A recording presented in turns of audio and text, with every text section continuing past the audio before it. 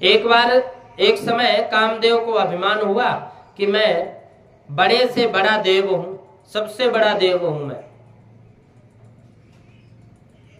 बड़े बड़े ऋषि भी मेरे अधीन हो जाते हैं, बड़े बड़े देवता भी मेरे अधीन हो जाते हैं। उस अभिमान में कामदेव श्री कृष्ण भगवान के पास गया और उनसे कहा मेरी आपकी कुश्ती हो। संस्कृत में काम का नाम है मार, समय आने पर सभी को मारता है। कामदेव की श्री कृष्ण के ऊपर शक्ति आजमाने की इच्छा हुई। श्री कृष्ण ने कामदेव से कहा कि शिवजी ने तुमको जला दिया था, वह भूल गया। कामदेव ने कहा शिव जी ने मुझे जलाया था, यह बात सच है, परंतु उनमें मेरी थोड़ी भूल थी। शिव जी समाधि में बैठे थे, तेजो में ब्रह्म का चिंतन कर रहे थे और पूर्ण सावधान थे।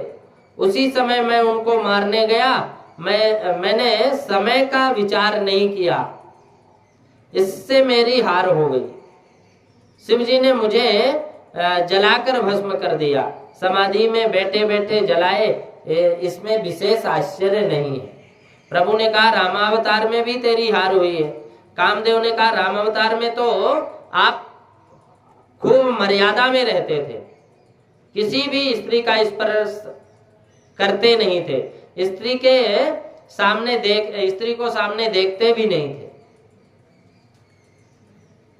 और देखते तो मात्र भाव से देखते थे। रामावतार में खूब मर्यादा का पालन हुआ। मर्यादा में रहकर साधारण जीव भी मेरा पराभव कर सकता है। एक गृहस्थ आश्रम रूपी किले में रहकर आपने मुझे मारा है। रामावतार में तो एक पत्नी व्रत पालते थे राम जी, इसलिए आपने मुझे मारा, इसमें क्या आश्चर्य है। श्री कृष्ण ने कहा अब तो तेरी क्या इच्छा है।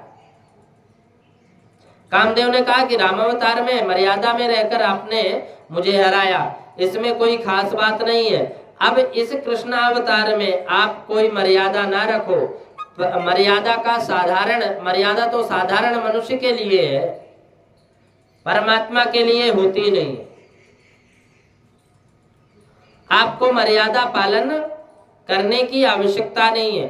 सब प्रकार की मर्यादा छोड़कर शरद पूर्णिमा की रात्रि में अनेक स्त्रियों के साथ वृंदावन में आप विहार करो और मैं आपको बाण मारूं, तब भी आप निर्विकारी रहो तो आपकी जीत है।